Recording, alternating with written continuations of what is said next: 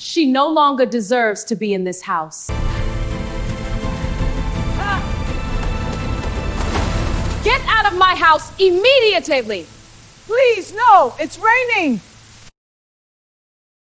At the very moment the bowl of boiling hot soup was thrown straight onto the elderly mother-in-law's head, the liquid sizzled loudly in the dim kitchen, blending with the rumbling thunder outside.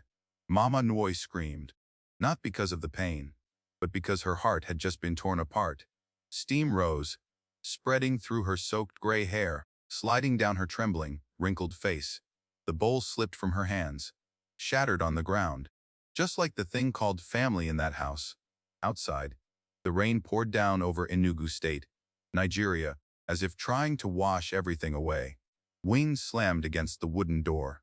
The warm yellow light from inside spilled out cold and lifeless. And then, "Get out of my house!" Chioma roared.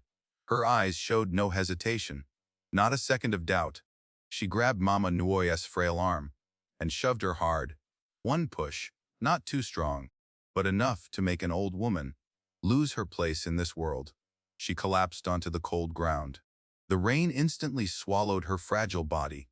Her thin clothes clung tightly to her skin. Her hands still held on to the broken bowl, as if she was trying to hold on to the last pieces of her dignity. "My child, I am sorry." Her voice broke, but the door slammed shut. No one in the village dared to step forward. They stood under their roofs, watching, silent, because sometimes evil doesn't need to scream, it only needs a door to close.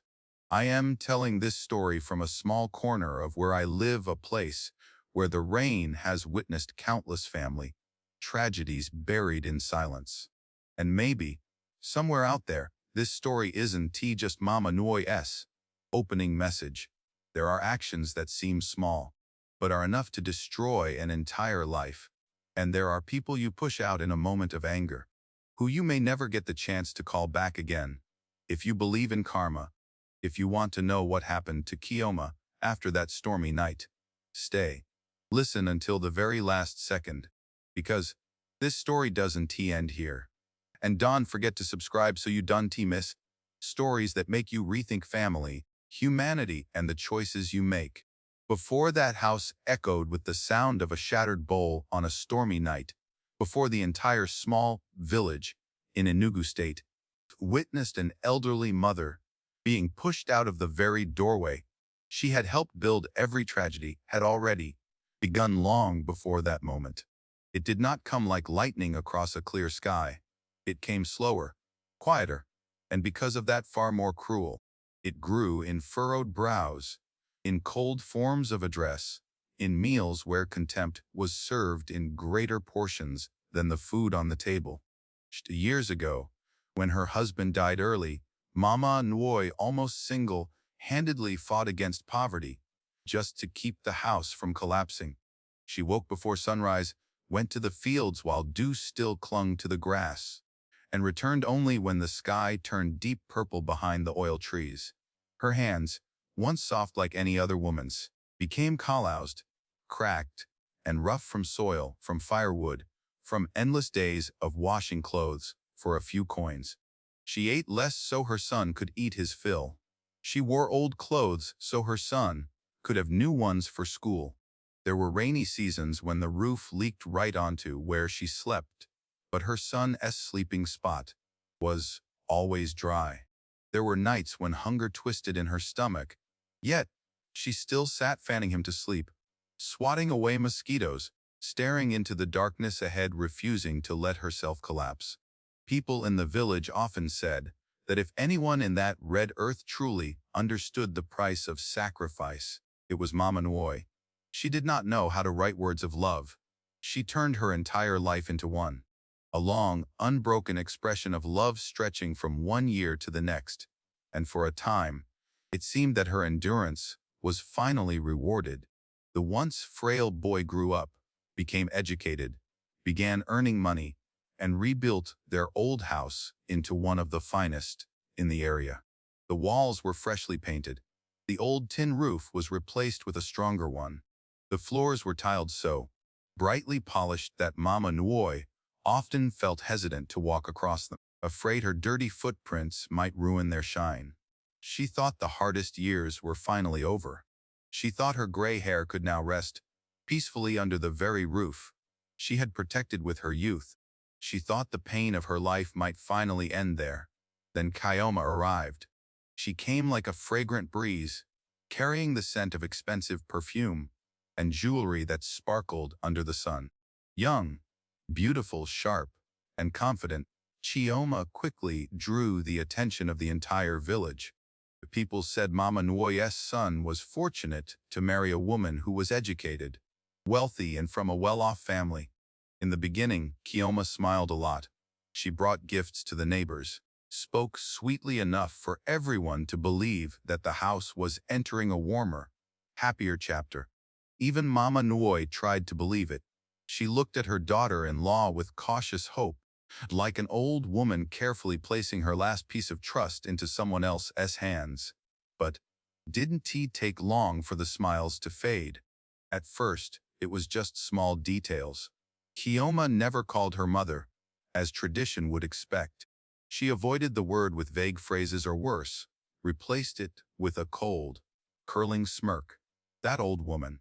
Every time those words were spoken, it felt like a dull blade, slowly cutting into Mama Nuoye's dignity. It didn't make her bleed immediately, but something inside her began to leak little by little. Has that old woman eaten yet? That old woman left her slippers in the doorway again. That old woman walks too slow. It's exhausting just watching. At first, Chioma lowered her voice when she spoke. Later, she said it, right in front of her, as if Mama Nuoye were no longer a person capable of being hurt, but merely an old object taking up space in the house. Every meal became a test. If she ate slowly, Chioma frowned. If she dropped a grain of rice, Chioma sighed loudly. If she asked a question because she couldn't hear well, Chioma turned away, her red lips curling into a thin smile sharper than a blade. "You should eat in your room," she once said, her voice sweet but cold. "It's crowded here. Watching you eat ruins the appetite." The air at the table froze. The spoon in Mama Nuoye's hand paused mid-air. She lowered her gaze, staring into her bowl, as if it might offer her somewhere to hide.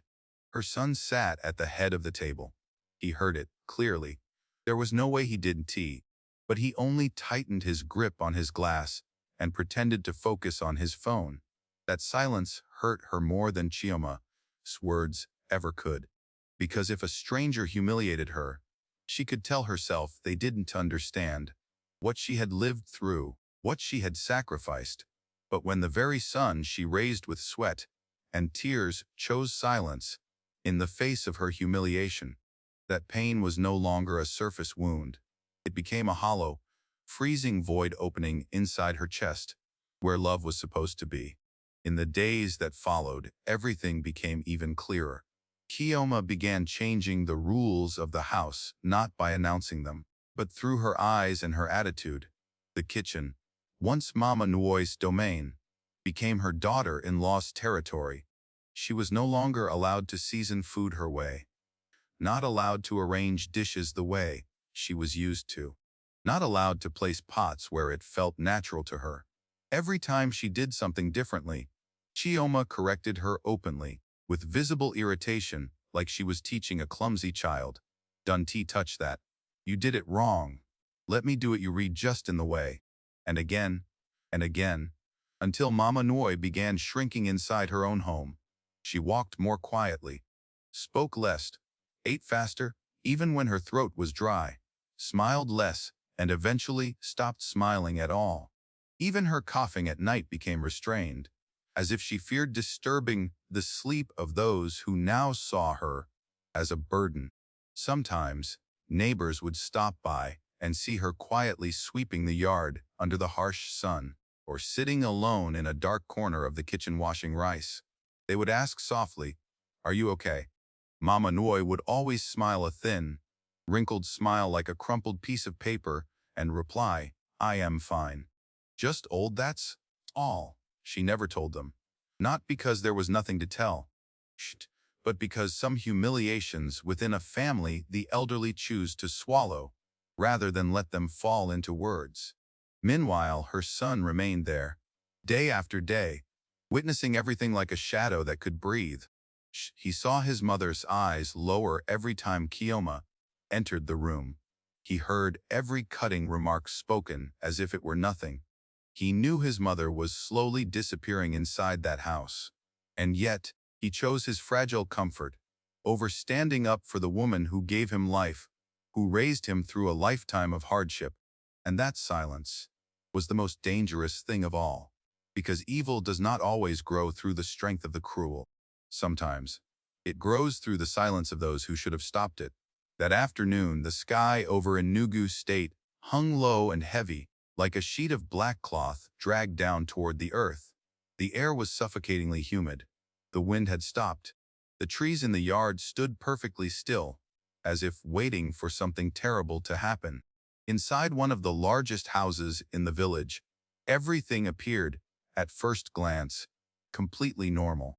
The table was set, bowls and chopsticks neatly arranged. The scent of hot soup rose into the air, mixing with the smell of old wood, and the dampness clinging to the walls after days of erratic rain and sun. It was just an ordinary evening meal. At least that's how it looked from the outside.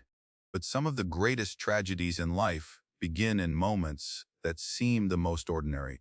In the kitchen, Mama Nui stood before a pot of soup still steaming. Her hands trembled slightly. No one could tell whether it was from old age, exhaustion, or the constant anxiety that had become part of her very being whenever she had to step out to a table where Chioma was present. She lowered her head, ladling the soup slowly, carefully, as if every movement required permission for peace to continue. The heat rose to her aging face, stinging her eyes. A strand of gray hair slipped down along her sweat-damp temple. She tilted her head slightly, trying to keep the full bowl from spilling. From the other room, Chioma cut through the air sharp and cold, like metal scraping against stone. "What's taking so long? How long are we supposed to wait for you?" Mama Nui flinched. The hand holding the bowl wavered slightly. The soup rippled dangerously close to the rim. She hurried out, her steps slow but trying not to reveal her panic. Her frail body seemed to shrink under the invisible gaze she knew was waiting for her. There were 3 people at the table that day. Chioma sat in her usual place, back straight, clothes immaculate, her hair styled so perfectly not a single strand was out of place. On her face rested the familiar irritation of someone who believed everything around her should move according to her will. Beside her, Mama Nui's son sat quietly, eyes fixed on the table, his expression tired and distant, as if his soul were somewhere far away from this room. He was there, but his presence felt hollow. Mama Nui took one step at a time toward the table, the bowl in her hands still steaming. Just a few more steps. Just set it down. Just don't make a mistake. Just get through this meal in silence. But fate sometimes needs only the smallest moment to destroy everything. As she reached the edge of the table, the worn tip of her sandal caught on a slightly raised tile. It was barely a stumble, so small that for a younger person, it might not have even been noticed. But for a body worn down by years, every joint a memory of pain, it was enough. Her arm jolted. A single drop of hot soup spilled over the edge, fell to the floor. Tiny. Just one drop. But in that room, it landed like a spark thrown into a barrel of gunpowder. "What are you doing?" Chioma's voice slammed down along with her hand striking the table, making the dishes rattle sharply. The sound drained the color from Mama Nui's face. She froze, eyes wide with fear. The bowl trembled even more violently in her hands, the heat reddening her thin fingers. I am sorry, she stammered, her voice shaking to the point of breaking. "My hands are weak, I didn't mean to." She did to even finish the sentence. Chioma was already on her feet. The chair scraped violently across the floor behind her, a piercing sound like grinding teeth. In a blink, she stood right in front of Mama Nui. The irritation was gone. What remained was raw anger.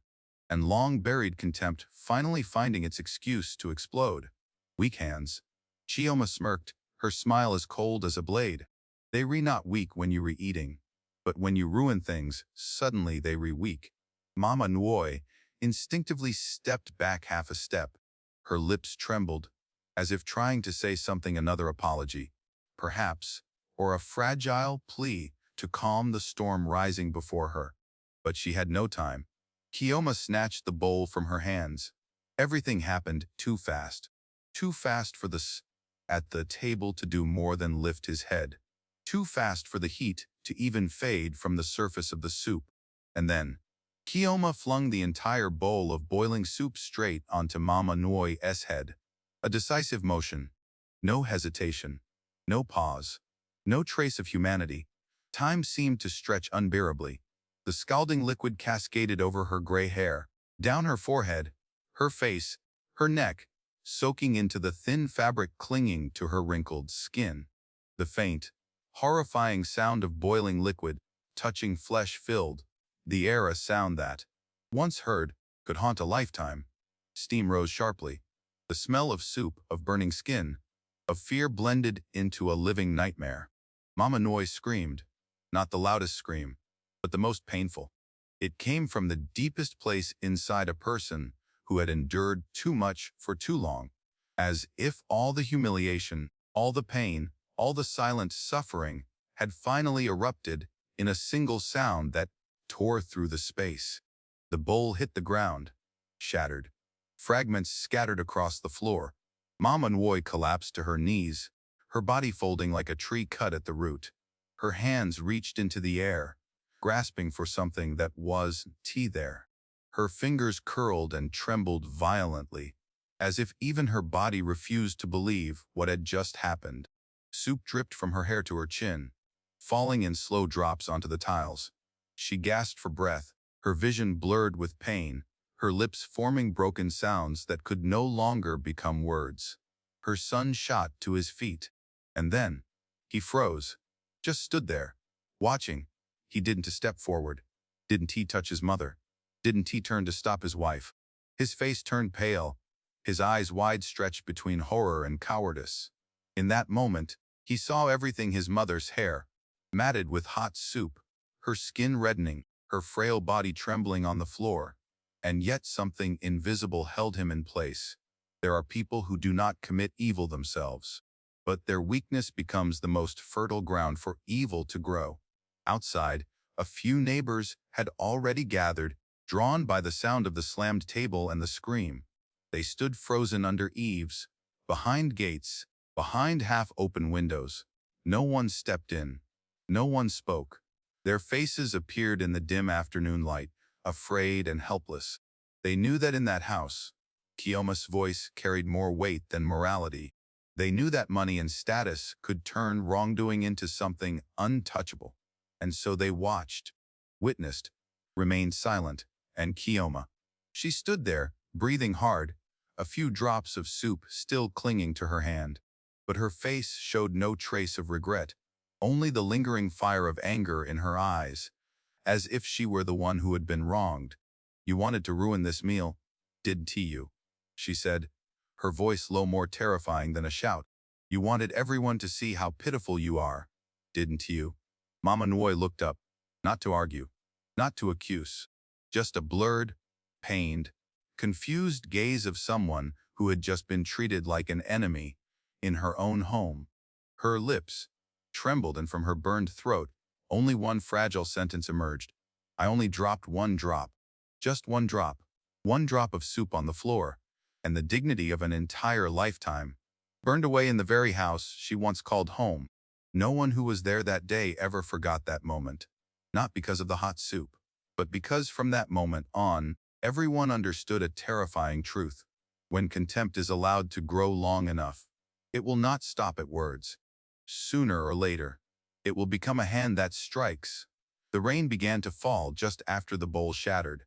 At first, it was only a few heavy drops pounding against the tin roof, one by one, scattered and uneven, ashed, if the sky itself were still hesitating before unleashing its full fury upon that small village. But in the next instant, the rain came down violently, whitening the entire yard in front of the house. The wind rose, slashing through the trees, driving the rain all the way onto the porch, like the cold hands of fate, forcing their way in to witness the cruelty that had just taken place inside. Inside the brightly lit house, Mama Nui was still kneeling on the tile floor. Her gray hair clung together, soaked with hot soup. Scalding drops ran down her temples, across her cheeks, down her neck, leaving angry red patches on her aged skin. Her whole body was curled inward, with the instinctive recoil of someone who had just endured unbearable pain. But what made her tremble so violently now was not only the burn on her flesh. It was the feeling that something inside her had just been crushed to pieces in front of the sun she had raised through a lifetime of hardship. She lifted her head, her eyes clouded and wet, and looked toward her son with the last instinct of hope. Just one step. All he had to do was take one step toward her. Just help her up.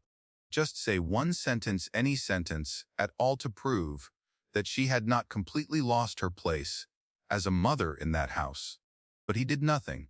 He simply stood there, motionless, his hands hanging at his sides, his face pale, his lips pressed tightly together, as if the only thing he was trying to preserve was not justice, but the cowardly comfort of his own peace. In that moment, Mama Nui understood a truth colder than the rain gathering outside. Some doors do not close with wood or iron. They close with the silence of family. Chioma turned toward the front door. The sharp click of her heels struck the floor. Her shoulders were tense. Her breathing was still uneven, but there was not the slightest crack of remorse in her eyes. She yanked the wooden door open, letting the cold wind and the dense sheet of rain from outside rush into the house. The yellow lamp hanging in the room trembled. The curtain flew upward in the gust. Damp, icy air instantly crept into every corner of the walls, every seam in the tiles, every inch of human skin. "Get out of my house!" Chioma's scream tore through even the sound of the rain. It was no longer just something shouted in anger. It was a verdict, a sentence, the final blade severing every illusion Mama Nui had tried to hold on to about family. She froze. Perhaps deep down, she still could not believe that, after all the humiliation, after the bowl of boiling soup thrown over her head, something even worse still waited for her. Old people can endure pain with frightening strength. They endure hunger, cold, loneliness, sickness. But the thing hardest for them to endure is not pain to the body. It is the moment the very people they love tell them they no longer belong anywhere. I'll stay in my room," she stammered, her lips trembling pitifully. "I want tea come out again, I want tea bother anyone please." Those were no longer the words of a mother. They were the plea of someone driven to the edge, grasping for the last fragment of mercy that might still remain in another human heart. But Chioma gave her no such chance. She strode forward and seized Mama Nui's thin arm. That young, strong hand clamped down so hard that Mama Nui winced in pain. Her old skin, thin as paper beneath those merciless fingers, had almost no strength to resist. Mama Nui tried to brace herself against the edge of the table, her trembling fingers clutching the wood as though it were the final boundary between inside and outside, between shelter and rejection. But Chioma pulled harder. "Someone like you doesn't deserve to stay in this house." Then she shoved her. Just one shove. Not especially hard, not violent like the brutal beatings in films. But it was enough.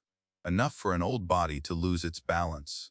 Enough for a woman near the end of her life to fall like a dead leaf torn from its branch.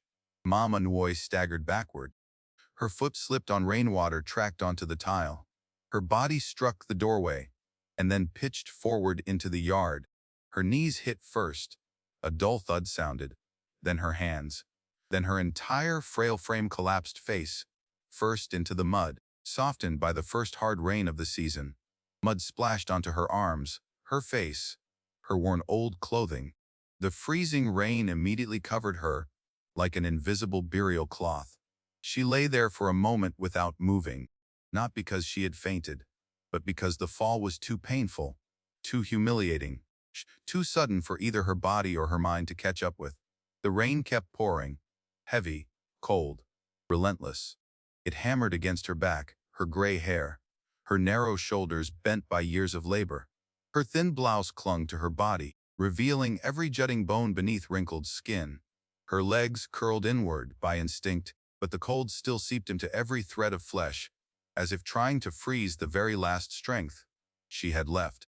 Somewhere in that chaos, her hand brushed against a shard of broken porcelain, the bowl, or rather, what was left of it.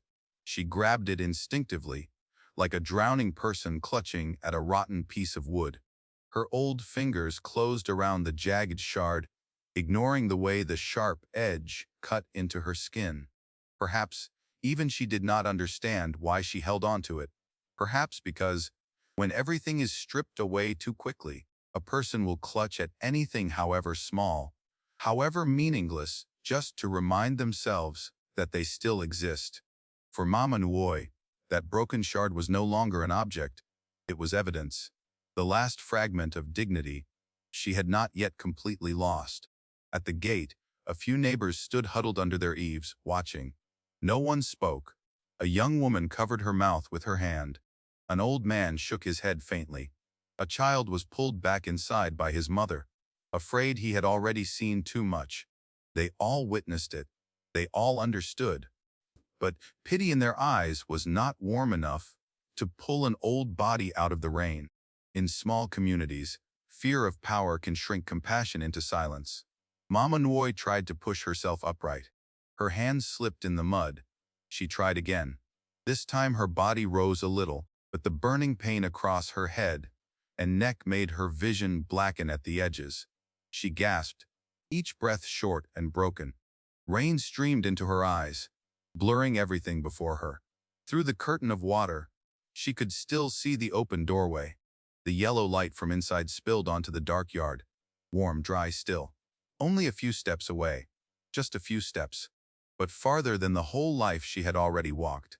And in that doorway, Chioma appeared once more.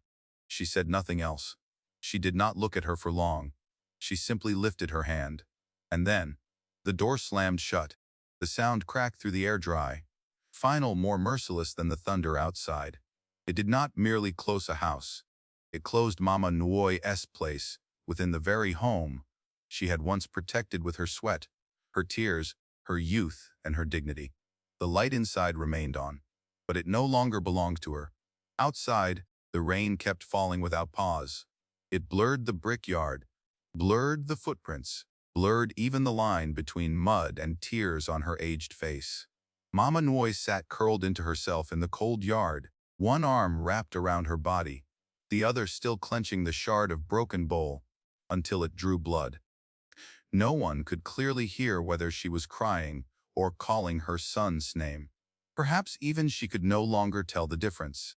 But if anyone had stood close enough, they would have seen that in those exhausted eyes, there was not only pain. There was something else. A silent collapse so deep that no amount of rain could ever fill it. Because being wounded by strangers is pain. But being pushed out of your own home, by the people you love, into the cold rain, that is a kind of death that happens while a person is still breathing. The rain kept pouring over the small village in Enugu State, as if the sky had made up its mind to wash away every trace of human feeling from that night. Rainwater hammered against the tin roofs, slid down the steps, rushed across the brick yard, and dragged mud into smeared trails around Mama Nuoi's curled-up body. She was still sitting there, right in front of the tightly shut door, her back bent, her shoulders trembling violently from the cold, from the pain, from the humiliation that had just torn through whatever was left of her life. Her gray hair clung to her face. Her thin blouse was soaked through and pressed so tightly against her frail frame that the outline of every bone showed beneath the dark fabric. In her shaking hand, she still gripped the broken shard of the bowl, as if holding the last piece of evidence that everything that had just happened was not some nightmare that would disappear when morning came. Across the way, under the porches of the neighboring houses, the villagers were still standing there, silent. The air was thick with helplessness. Now and then, someone would glance toward Chioma's door, then back at the old woman shivering in the rain, their eyes wavering between pity and fear. In poor villages, people are not lacking in compassion. What they often lack is the courage to step past their fear of power, money, and status. And so they stood there watching, as if by staying quiet long enough, their conscience would not call their names tomorrow. Slowly, Mama Noi lifted her face. Rain streamed down her cheeks, mingling with tears no one could distinguish anymore. Her old eyes did not turn toward the crowd by the gate. She stared straight at the wooden door in front of her, where the warm yellow light had been completely cut off behind the thick, icy planks. Perhaps somewhere deep in her heart, a sliver of hope still remained that the door would open, that her son would finally come, that a voice would call out, "Mother," in the middle of that cold rain.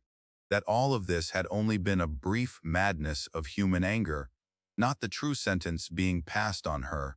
But the door remained still, and the rain only grew heavier. The wind screamed down the alley and struck the yard head-on, making her body sway as if she might be thrown down again. Every breath that entered her chest felt as sharp as a blade. The skin scalded by the soup now met the rain, and the pain flared even worse, as though each layer of suffering were being stirred awake. She let out a faint moan, soft and broken, a sound as thin as thread but enough to make a few of the people watching turn their faces away. Then, just when that storm-filled night seemed to hold nothing but the cruelty of both heaven and humanity, a light appeared at the far end of the red dirt road. At first, it was only 2 faint points, glowing through the thick curtain of rain. Far away, blurred, like a hallucination from someone too cold and too broken to trust her own eyes. But then the lights grew clearer. They did not wobble, like the weak headlamps of the villagers' motorcycles. They did not glow dimly like the oil lamps hanging under porches. This was the sharp, white light of a luxury car moving slowly into the village, gliding through the muddy pools, as if it had come from an entirely different world than the suffering sprawled before that gate. The villagers began to whisper. A few stepped all the way to the edge of their porches to see better. Children peered through cracks in the doors, their eyes wide. The long, gleaming black car crept down the muddy road, its headlights sweeping across the old brick walls, the low tin roofs, the stunned faces watching it. It did not stop at the village chief's house. It did not stop at the wealthiest home in the neighborhood. It kept moving, slowly, deliberately, decisively until it came to a stop directly in front of where Mama Noi sat, shivering in the rain. The engine lowered into a soft, steady hum. The whole road seemed to hold its breath. No one said anything anymore. The rain still fell, only the rain and the headlights, shining on the frail old woman like a harsh stage where fate had suddenly changed direction. The car door opened. A man stepped out. He was tall, solidly built, and his expensive dark coat was immediately glossed over with a thin sheen of rain. No one in the village recognized him, but from the way he stepped out of the car, the way the driver bowed his head, the way the space around him seemed to make room for his presence, everyone understood that this was not an ordinary man. He stood still for a few seconds in the rain, looking toward Mama Noi, for a long time, without rushing, without panic, as if he needed to be absolutely sure that the woman sitting in the mud before him was the very person he had spent years searching for. That was not the look of a curious stranger, nor was it merely pity. It was deep, heavy, choked with an emotion held back for so long that even those watching could feel their own hearts tighten. Then he walked forward, step by step, through the mud, through the rain, through the stunned silence of the village. When he reached Mama Noi, he lowered himself gently, almost kneeling on one knee in the wet ground without a moment's hesitation. That gesture sent a wave of shock through everyone watching. A man like him, dressed in expensive clothes, stepping out of a car no one in the village had probably ever seen in real life, was lowering himself before an old woman who had just been thrown out of her house, covered in mud, hair disheveled, clothes drenched. No one could understand it. He held out his hand. Not roughly, only very lightly, as if afraid that the woman before him had already endured too much pain, and that one careless touch would be another form of disrespect. "Mother," he said, his voice low and rough beneath the rain. "At last I've found you." Mama Noi blinked. Her whole body trembled, not just from the cold, but from that word, mother, a word she had just lost inside the house behind her, a word that hurt like a blade and warmed like a fire in the middle of a storm. She looked up at the unfamiliar man. The rain weighed down her eyelids, blurred her sight. The face before her felt both familiar and strange, like an old memory covered in too much dust from the passing years. She searched through her mind, but found only scattered fragments of the past, drifting through her thoughts like leaves, swept away in floodwater. She gasped, her lips purple from the cold. "I don't remember." The man gave a small smile, but it was not a happy smile. It was the sorrowful smile of someone who had finally reached the most sacred thing in his life after years of wandering through success, wealth, and loneliness. 20 years ago, he said slowly, as though telling the story to his own heart, I was that starving boy lying beside the old market on the main road. No one gave me food. No one wanted to look at me. They stepped over me like I was a sick dog. Mama Nui went still. Something flickered in her eyes. He continued, his voice dropping even lower. Only you stopped. You sat down beside me. You gave me the last food you had with you. And you took the cloth from your shoulder and covered me with it in the cold night. You said, he paused, as if swallowing a lump in his throat.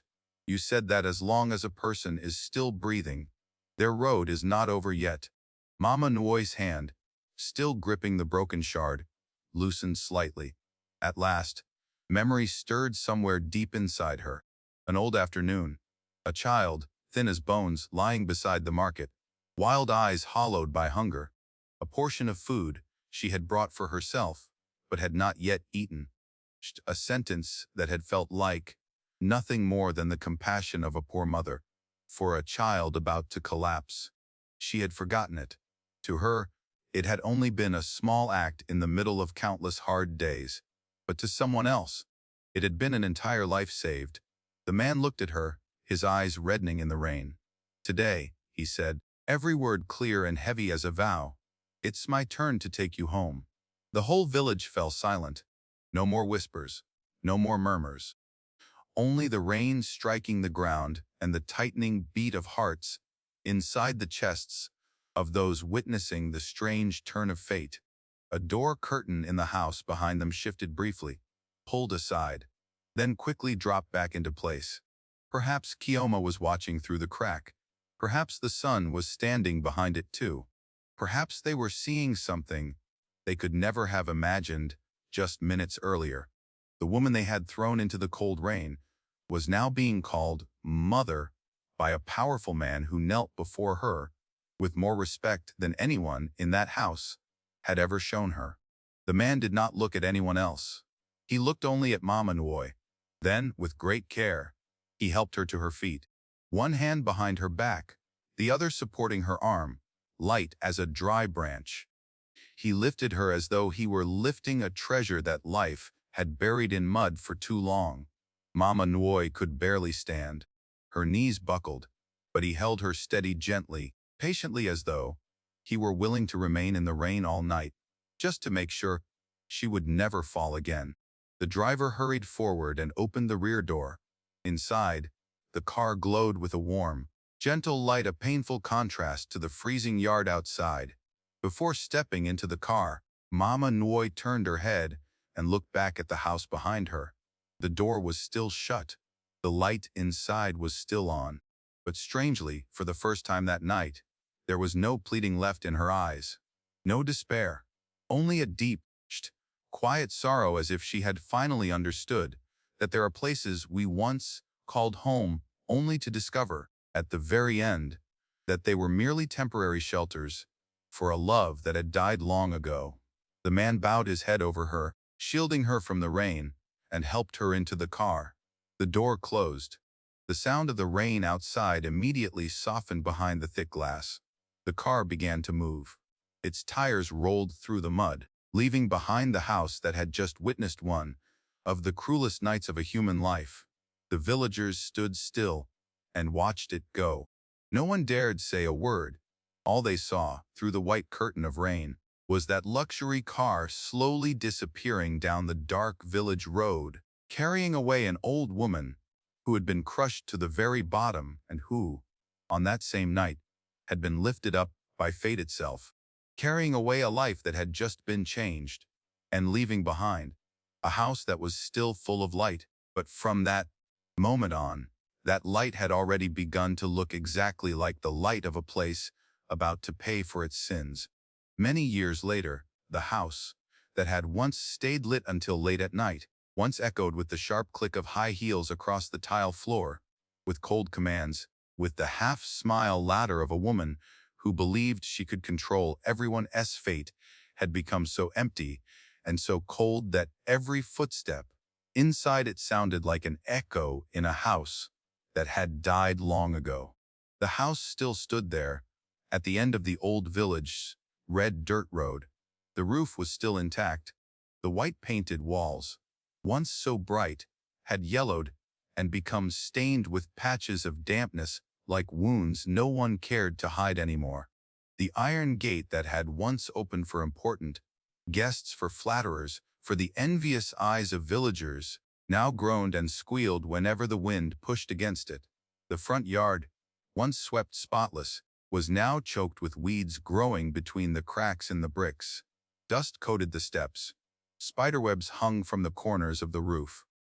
No one cared to preserve the house's former glamour anymore, because glamour only survives while there is money, while there is power, while there are still people willing to bow for profit. Chioma still lived in that house. Or rather, she still existed in it.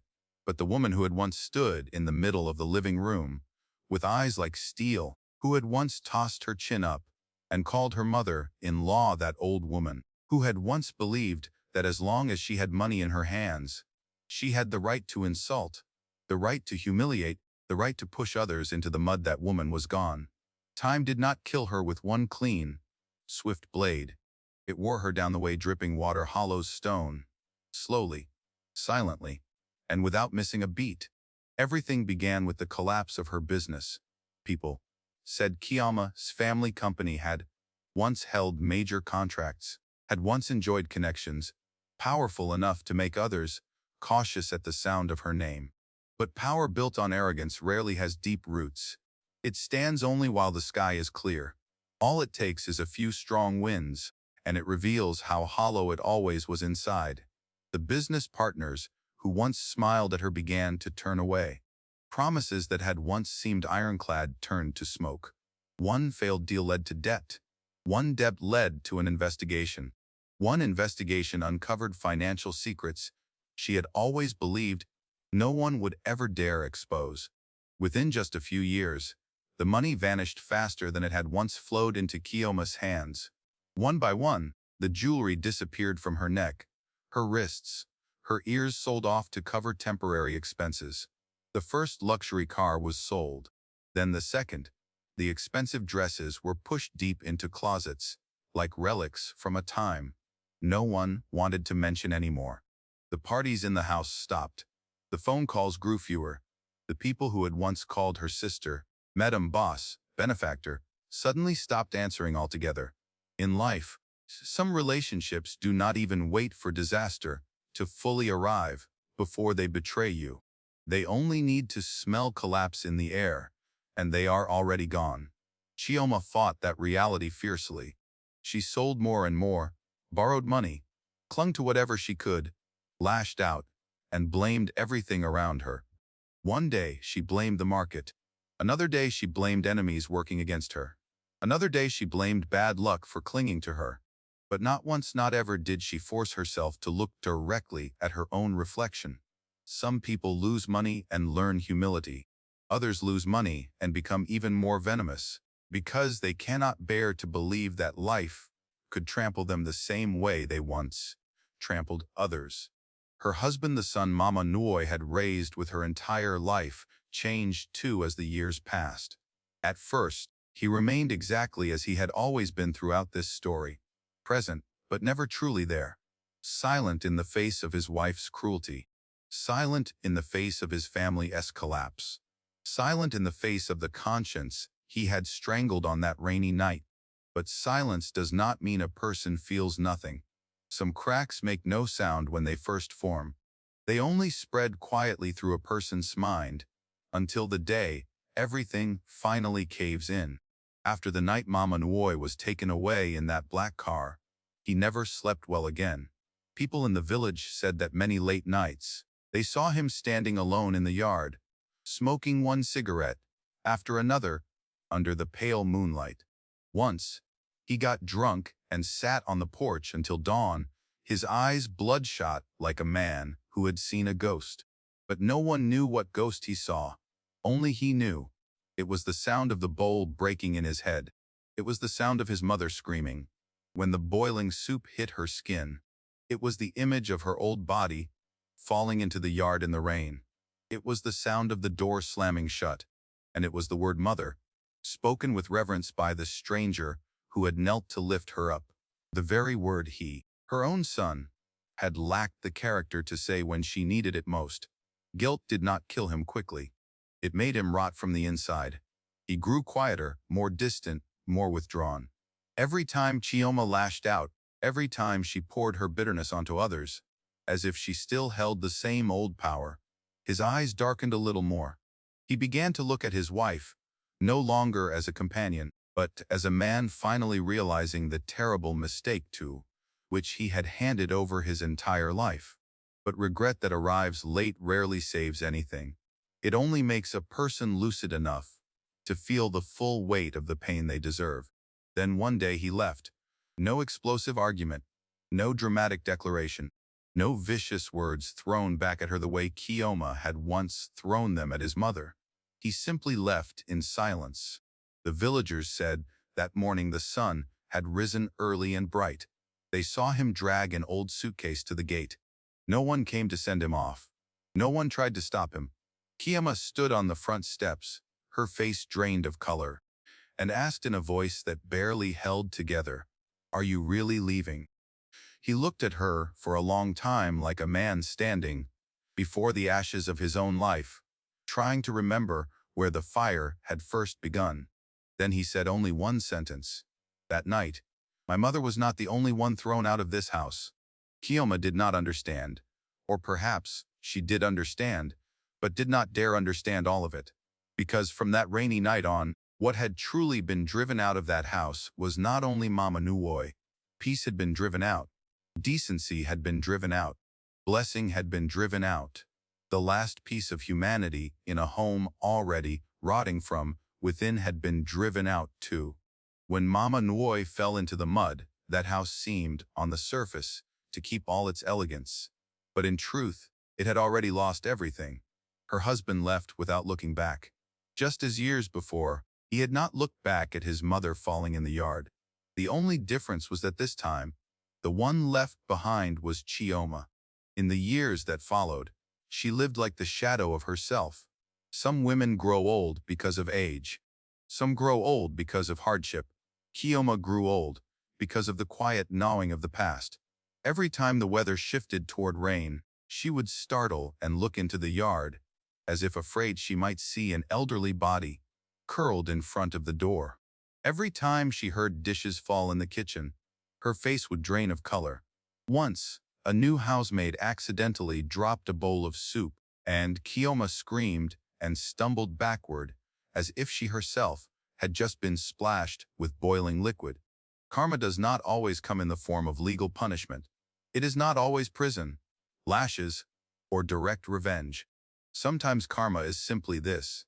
You have to keep living long enough to watch everything you once took pride in disappear one by one. Living long enough for the rooms that once echoed with your commands to hold nothing but the sound of your own footsteps. Living long enough to understand that what you destroyed in one moment of cruelty is something an entire lifetime cannot buy back. And Mama Nui, she never returned. No one ever saw her in the old village again. At first, people only heard that the man who had taken her away that night was a major businessman in the city. Later, some said he cared for her like his own mother, brought her to live in a quiet, spacious home with a sunlit garden and flowers blooming all year round.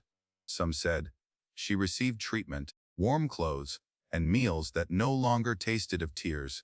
Others said that in the final years of her life, she would sit on the porch in the afternoon, watching sunlight fall across her hands, smiling gently, as if fate had finally returned to her some of the tenderness she had always deserved. No one knew which version was fully true, but everyone knew one thing. She never set foot in the old house again, not because she hated it, but because there are places that, once they have revealed the full depth of their coldness, no longer deserve to be called home, not even if they were to open their doors and beg on their knees. There was only one time, many years later, when people said someone from the city returned on her behalf with a small amount of money to help repair the village road and support a few poor families.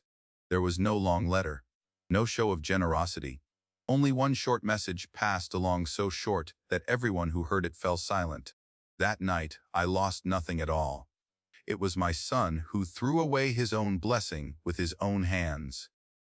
That sentence spread through the village like a final judgment that did not need to be shouted. The elders repeated it when teaching their children how to treat their parents. Women repeated it when speaking of the human heart. Men repeated it while sitting quietly on their porches when rain clouds gathered, because everyone understood that Mama Nui was right. That night, she lost a house, but fate opened another door more worthy of her. That night, she lost a son in name but received genuine respect from someone who did not share her blood. That night, she was thrown into the mud, but the ones stained in the end were the ones standing in the light. And Chioma, she did not lose everything on the day the money disappeared. She did not lose everything on the day her husband walked away. No, what she lost had been gone for a very long time.